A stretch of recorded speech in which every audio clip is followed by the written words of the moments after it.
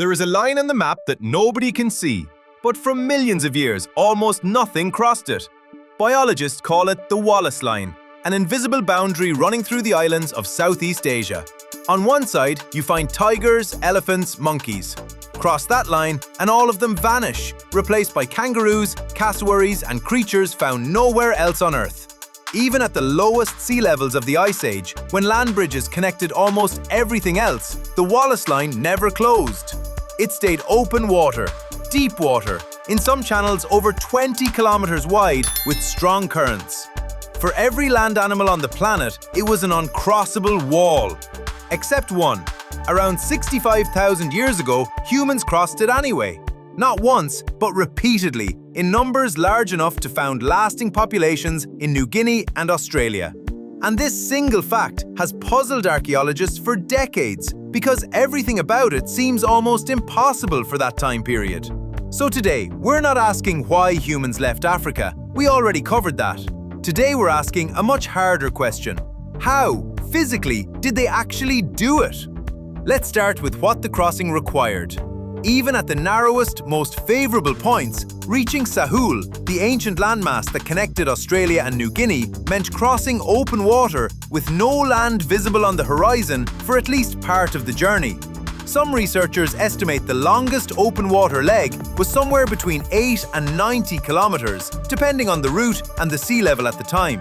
That's not a short paddle. That's hours, possibly a full day or more on open ocean, in a vessel built with Stone Age technology with absolutely no way to call for help if something went wrong. Here's the frustrating part for archaeologists. We have no surviving boats. Wood, bamboo, and reed rot away within decades in tropical climates. Whatever vessel carried the first humans to Sahul is gone forever, along with any tools used to build it. So how do we know anything at all? We know because of what shows up on the other side. At a rock shelter in northern Australia called Madjedbebe, archaeologists found stone tools, ground ochre, and evidence of human occupation dated to at least 65,000 years ago. Some studies suggest even earlier. That's not a maybe, that's humans, definitively present in Australia tens of thousands of years before similar dates in Europe. Which means whatever vessel they used, it worked. Reliably enough to get a founding population across, not just one lucky survivor. This is where the debate gets interesting. Was this an accident, or was it intentional? The accidental theory suggests something like this. A tsunami, a flood, or a storm rips a mat of vegetation loose from a riverbank, and a few unlucky people are swept out to sea clinging to it, eventually washing ashore on a new landmass by pure chance. It's possible. It has even been observed in modern times, with rafts of vegetation carrying animals between islands after storms.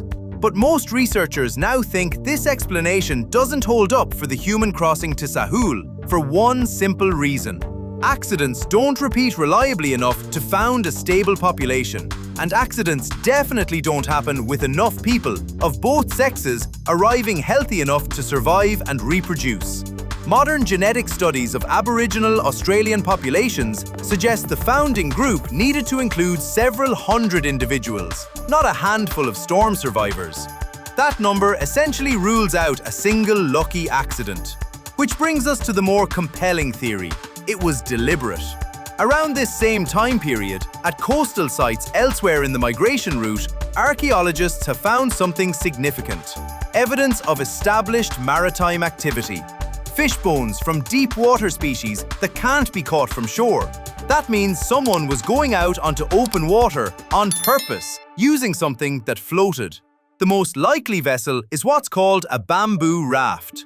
Southeast Asia had, and still has, dense bamboo forests. Bamboo is lightweight, naturally buoyant, and can be lashed together using plant fibre cordage without any metal tools. Modern experimental archaeologists have actually built and tested replica rafts using only Stone Age technology, and they work. Slowly, but they work. In the early 2000s, a team attempted to sail a bamboo raft from Timor toward Australia to test the theory directly. The experiment ran into serious trouble. The raft was slow, hard to steer, and ultimately had to be towed part of the way. But it proved an important point. The materials existed. The technique existed.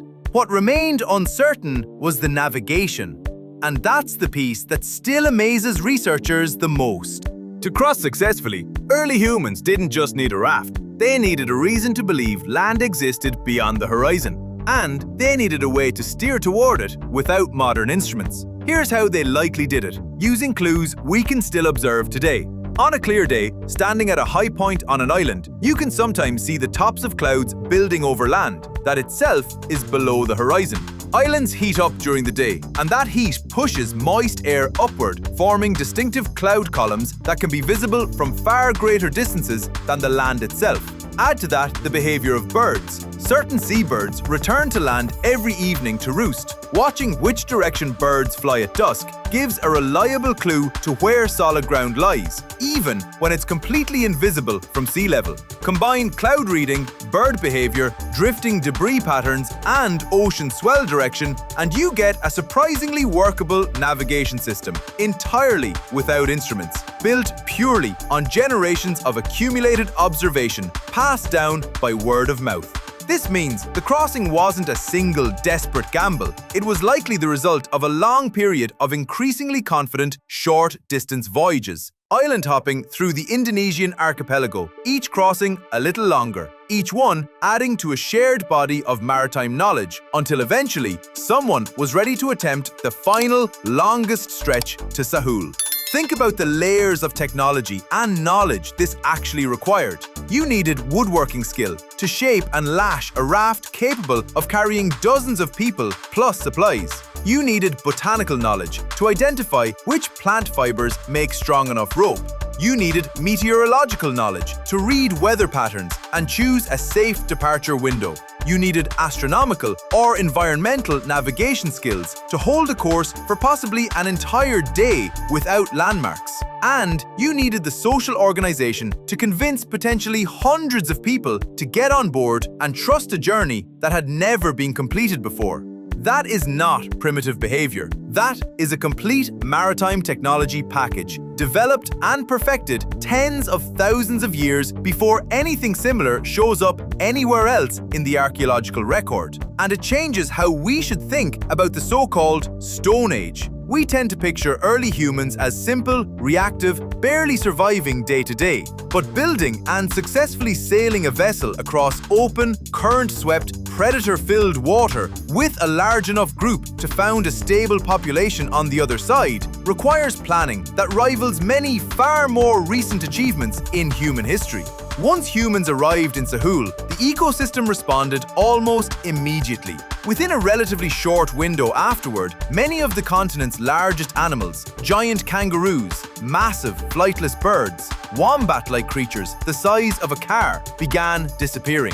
Whether this was primarily caused by human hunting, by human-triggered fire management changing the landscape, by natural climate shifts, or by some combination of all three, remains actively debated among researchers today.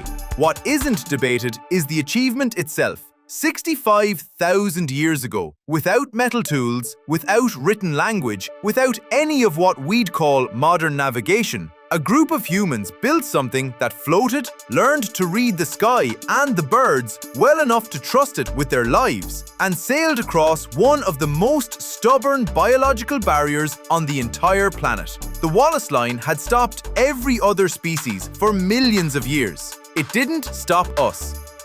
If you want more, subscribe and hit the bell. Don't miss what's coming next.